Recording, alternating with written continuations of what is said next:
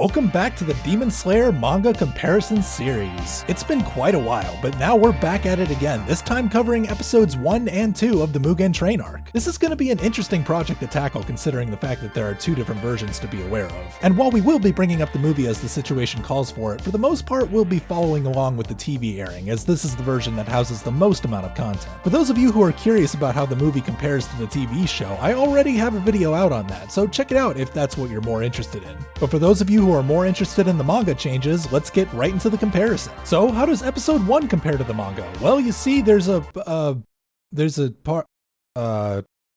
so on to episode 2, where Tanjiro appears, and no, in all seriousness, most of you know there's nothing to compare episode 1 to. This is a completely anime-only story that doesn't even exist in the Mugen Train movie, but I kind of already put episode 1 in the title of the video, so to keep it from being entirely clickbait, towards the end of the video we'll talk about some standout cuts that came from this episode, but, since this is technically a manga comparison video, we'll start out on episode 2 this time. Before we actually start getting into that episode though, it's worth pointing out that while the TV series started with an anime-only story, the movie had its own little anime-exclusive sequence of Ubuyashiki taking a walk through a graveyard, followed by some redone footage of Tanjiro and crew jumping on the train. Episode 2, on the other hand, more or less picks up exactly where the manga left off last season, on page 5 of chapter 54, right as our crew enters the first cabin. With that being said, the way they enter the train is completely different. See, at the end of season 1, Tanjiro and his crew chase after the train and jump onto the outside of the last cabin, the cabin that they enter at the beginning of episode 2. But in the manga, this didn't happen at all, as they instead enter the train through more normal means after Zenitsu buys some tickets, something that he never did in season 1. Now, while we didn't actually see the boarding process in the manga, it's assumed that they started out in a different cabin this time because in the manga, Rengoku would normally appear pretty much on the same page they entered the train on. Because of this little positional change, our crew doesn't get nearly as sidetracked as they do in the anime. The most sidetracking that happens in the manga is Inosuke saying he wants to fight the train, something he doesn't exclaim in the anime, as in place of this he instead firmly places his face right up against the window to watch how fast they're going, and Zenitsu has to pull him away. This is an interesting scene swap because while it might make sense that Inosuke is bewildered at how fast they're going, in the manga the train hasn't even departed yet, something we'll touch on a little bit later. As they grow closer to the cabin Rengoku is in, Tanjiro no longer gets interrupted mid-sentence when they hear Rengoku's first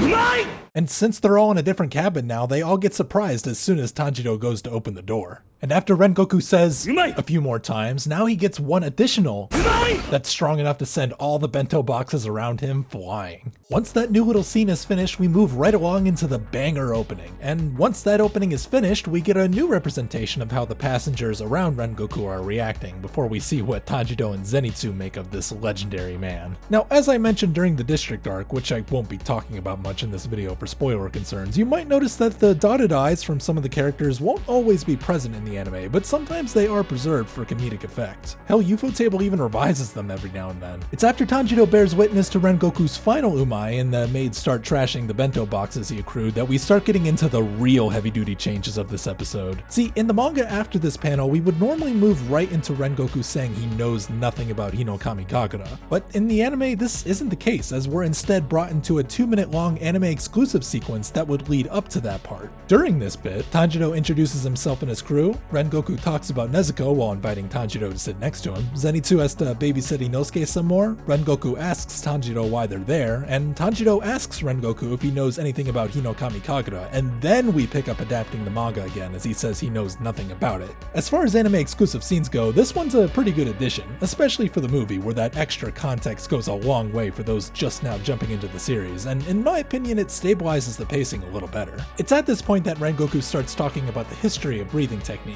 I've probably said this before, but I love how Ufotable animates explanatory dialogue bits. For this one, they've broken the kanji characters into different strokes so that they can be revealed at different intervals for consistent motion until they all merge to form the character itself. It's a very simple reveal effect, but simple things often look the best in the end. The same thing is also done for the graphics behind the kanji, which more or less have the same calligraphy style brushstrokes that are brought to life with the variety of colored bump maps that house them. Same goes for the background, which are illuminated with these differently colored point lights. sequence. All in all, moving from character to character before getting a distant view of all of them together is a great way to teach people. If anyone's used Prezi before, you should know what I'm talking about. Not only that, but compared to the manga, there are a lot more breathing technique offshoots displayed here now. See, the image from the manga only shows just one offshoot, that being mist, but the anime adds in serpent, flower, insect, love, and sound. Weirdly enough though, Rengoku doesn't mention any of these newly added offshoots like he does with the mist one.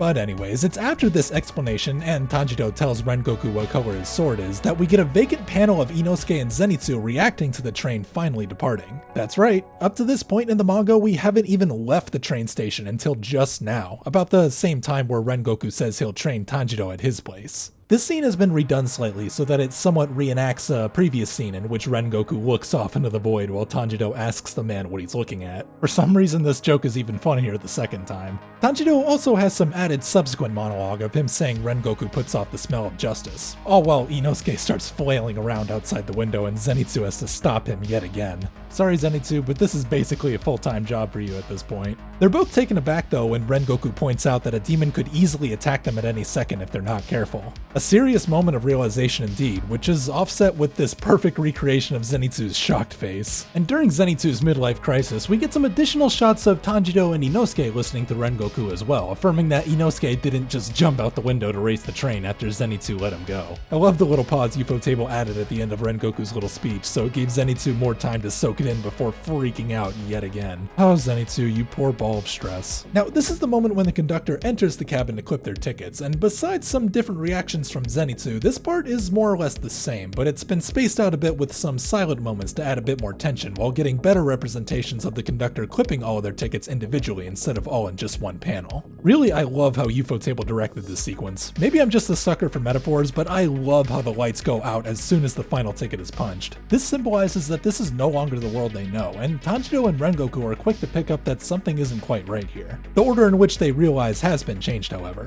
In the manga, it started with Tanjiro, but now Rengoku is the first one to be on alert. They might not realize it yet, but it's this guy right here that will be the initiator to their upcoming struggles. And it's about now that those anime-exclusive light flashes from earlier introduce us into our first demon on the Mugen train, and now we get to see some reactions from Tanjiro and his crew as Rengoku gets ready to take on this imaginary threat. Which means that we're finally at our first fight scene of the Mugen train arc. Well, it's more like a beatdown than anything else, but canonically it's the first time we get to see Rengoku's flame-breathing technique. Stylistically speaking, it doesn't look all that different from Hinokami Kagura, but it does have some brighter colors added into the effect, which contribute to making it feel generally a little more contrast-heavy, though individual applications for it can be up for debate depending on the scene, especially when looking at a lot of Tanjiro's applications of Hinokami Kagura during the District arc. Now, I won't mention much of the District arc for spoiler concerns, but I did cover a lot of this back in that series, so if you guys are more interested in these flame effects, go check it out. But back to the Mugen train, before we even see the full shine of Rengoku's first attack, we do get some cool Ufotable CGI wizardry. This one is interesting as the beginning panning camera movement showing us the line of torches persuades us into thinking that it keeps going on for infinity, but in actuality the camera just starts moving backwards towards the end as a directional blur is applied. This is all to demonstrate just how fast Rengoku will be moving after this flame trail flies by and we get the 4 different angles of Rengoku's slash. He was going so fast that the demon didn't even have time to react by the time Rengoku was already behind him to cut his neck from the back forward. It's good that we got multiple angles of this attack because it can be kinda hard to follow with all the extra bright fire effects, sometimes taking up the entire frame, often in place of impact frames. This is especially so by the end of the attack when we watch the flaming ball of Rengoku come flying towards us that will completely obscure our vision. Smart of the cameraman to back up into the adjoining cabin where Rengoku comes in sliding across the floor to come to a stop. This really gives us a taste as to how Ufotable tackles the restrictive nature of being on a train by focusing heavily on its one strength, its linearity. There's only 2 directions to go, forwards and backwards, so you might as well capture that depth as much as possible. These cuts were a great opener for those strengths, and the camera easing back to where he took off from was a nice little touch. As for how this compares to the manga, it does seem a little more drawn back, as Rengoku completes this attack in just one cabin, a cabin that oddly seems to be missing the rest of the crew behind him. Also, unlike the anime, the demon really didn't get much of a chance to lunge forward at all, as Rengoku decapitates him without having his body explode afterwards like it does in the anime. anime. Originally, this sequence was much more quick and to the point, and maybe that's why it was enough for Tanjiro and his crew to want to ask Rengoku to become his apprentice right then and there. But as many of you know, Tanjiro doesn't get amazed like this until after the second demon is taken care of, a demon that doesn't exist in the manga. Which means that until that demon is taken care of, we're moving into anime exclusive territory again as the crew takes off to fight said demon. Also in this part, we watch the passengers standing creepily under the dimming train lights, leading us into the commercial break cut screen. Of course, neither those passenger cuts nor the following cut screens exist in the movie version, but the cut screens at the very least are referenced from the manga on the last page of this chapter, which we'll get to eventually. But before we get back to that chapter, we have to finish this little anime exclusive bit of Rengoku fighting this bendy spider demon. Love the design, Ufotable. Its long arms add a type of lateral depth to this sequence, as seen especially so in this cut right here after Rengoku saves Inosuke, who charged in prematurely. It works so well with the really high FOV background values, along with the custom directional blurs present on the side of the frames. Technical stuff aside though, I think the best part about this anime exclusive sequence is that we now get a nice first-hand look at Rengoku's second form, Rising Scorching Sun. To lead into this attack, we start with a cut outside the train that quickly zooms into the center window of this cabin where the demon reaches his hand above Rengoku, and we move into a cut that zooms in from the roof of the train to a fisheye view of Rengoku's face. If it wasn't already clear from the earlier cuts we covered, these two different types of cuts here really display how well Ufotable makes great use of the limited space they have to work with. People don't really tend to think about it much, but this is still an incredibly small battlefield. They're just that good at making it feel bigger than it actually is without distorting the space to an unreasonable degree. It's after this windup that Rengoku unleashes his second form with CGI-like flames in the foreground and hand-drawn flames in the background as they spiral their way into the heavens where Rengoku's sword will end up. Just like the first form, we get multiple angles of this attack, each with their own equally bright impact frames this time. This attack is a tad slower than the previous one, as there isn't much room for a vertical strike to be carried out in a train, but that mostly constitutes different colors of the flames to be a little more bunched together as the spider demon gets hit with the attack and slowly stumbles his way to the ground. In place of the first demon that Rengoku took down, it's now this anime-only second demon getting taken down that triggers Tanjiro to ask Rengoku to take him as an apprentice, meaning that now we're just about fully back in sync with the manga. This part in the manga was already pretty wacky in its own right, but Ufotable decided to amplify that energy tenfold by giving them some wacky poses while they float around Rengoku and bounce off the walls and such. It's goofy in a good way, and oddly charming, up until that anime exclusive light goes out again and we realize it was all just a dream. This is the site that basically concludes chapter 54, as the following panels showing Enmu on the train won't be adapted until later on in the episode. We'll get back to this, but for now we'll watch an anime-only scene of the conductor running through the cabin, transitioning us into chapter 55, where the conductor is on his knees begging Enmu's hand to put him to sleep. In the anime though, said hand hasn't even appeared yet, as it now falls from the ceiling after the conductor finishes begging. Interesting place to hang out. Anyways, he then puts the conductor to sleep and lets him meet with his dead family again. Though the conductor never got to hear that last part like he does in the manga before completely passing out. These people are willing to do just about anything if it means they can take the blue pill and live happily in ignorance, like this guy who, based on this anime-only shot, is having a pretty good dream right now. Okay, so from here on out things start to get a little jumbled chronologically, and it might get a little confusing at times, but just know that we'll be using the TV series as a baseline when determining where certain narrative elements are placed. Got it? Okay, good. So, to start, these four agreeing to Enmu's plan would normally be followed right away with some exposition from the Dream Demon himself, but we're gonna put these three panels on hold for now as we move over to the Demon Slayers who are starting to get into the thick of their dreams. The first dream we would normally follow would be Zenitsu, but his dream, as well as all the other ones shown in this chapter besides Tanjiro's, are fully absent from this episode. Of course, these will be shown eventually, but for now the anime goes straight into Tanjiro's dream, starting with a nice little anime exclusive scene of him wandering through the snow in a drunken daze before getting knocked out of his stupor. I like this little extra part because it shows that Tanjiro was fully aware that something was amiss even before he reunited with his family, showing even further that this ability of Enmu's can only reign over him so much. Up until Tanjiro whips his head around and spots his family, this essentially ends that little anime exclusive bit and we get back into sync with the manga, in a manner of speaking. Because as I mentioned, the anime skipped over a bunch of dream sequences that the manga would have already shown us by this point, so for the time being we'll actually fast forward from page 5 where we left off all the way to page 14 when Tanjiro spots his siblings carrying a basket through the snow. Unlike the manga, Tanjiro is still in his Demon Slayer uniform left over from that little anime exclusive bit earlier, and it works well for this scene as it shows how much seeing these two really forced him to drop his guard. So much so that he drops the sword he's now holding and runs full speed to his siblings. He ran so much faster this time that he actually knocked both of them down to the snow. A very cool change, as when he picks himself up after doing this, his outfit suddenly changes to pre-trauma Tanjiro, symbolizing that he just got fully locked into his dream world. Personally, scenes like this really get to me. It's got such a sad touch of nostalgia to it, especially since the last time we saw this beautifully rendered forest was back in the very first episode of Demon Slayer. Moving out of that dream, we'll start following Enmu again, who in the anime we're just now seeing his whole body for the first time this arc. Chronologically, this bit is also pretty confusing, so bear with me. To start, the first line Enmu says about how lucky they are to die while dreaming actually comes from the last panel of the last page of the previous chapter, chapter 54.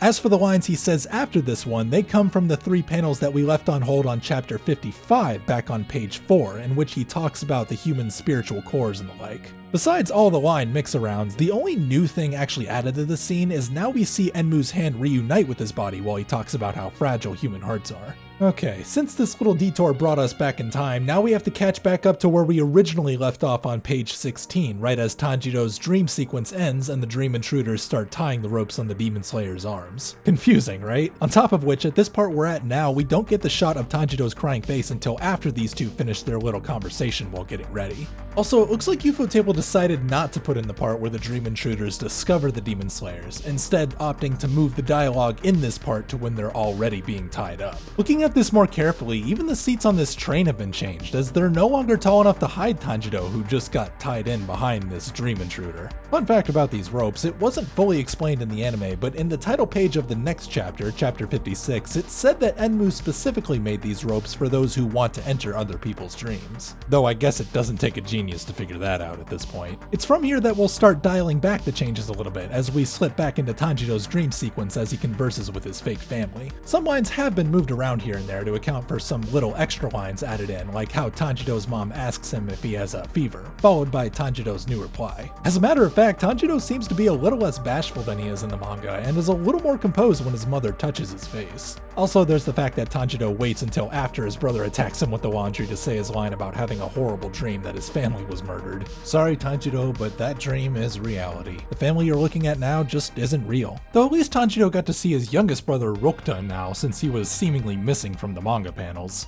Back outside of the dream world again, we reach the final scene of this episode as Enmu is speaking some more nonsense about dreams and the like, which houses some new lines from him, saying that they're falling further into their dreams over time as we watch Tanjiro bond with his family. And this time he's outside getting ready to go on another coal run. But really that's about it, so after some footage of the train going out into the distance, we officially end our adaptation of episode 2.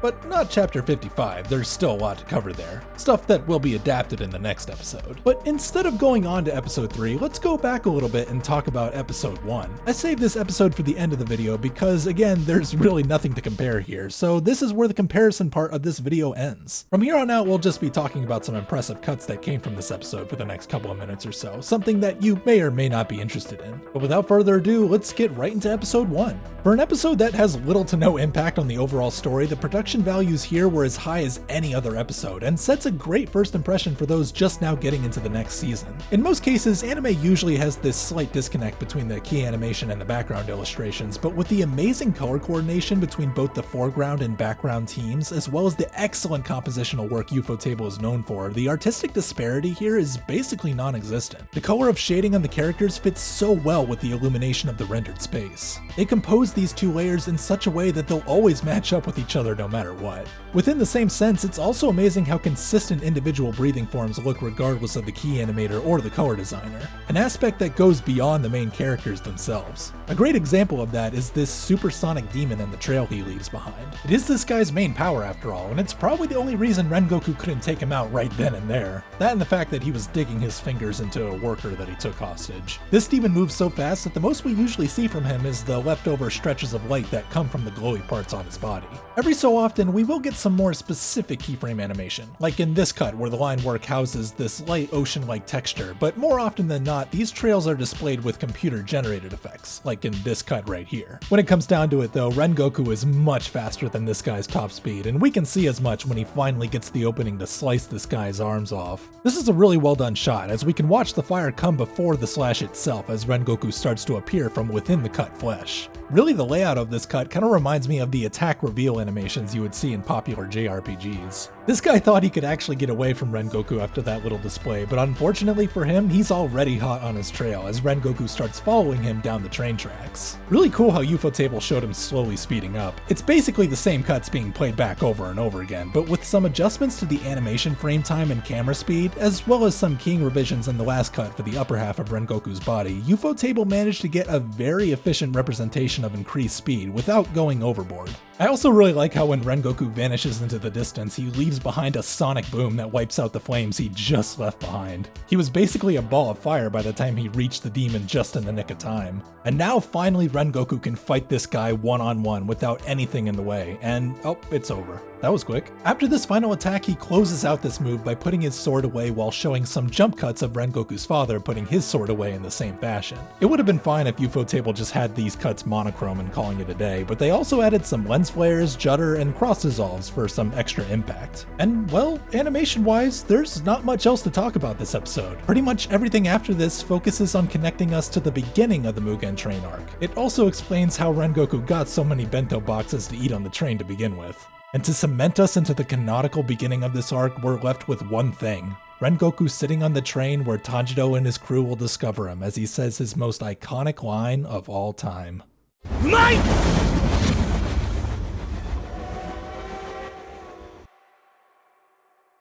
Getting back to this series has been a long time coming, and I really hope you guys enjoyed the start of this new journey. As always, if you really did like the video, make sure to give it a like and share it with a friend. And hey, also get subscribed for more Demon Slayer comparison content.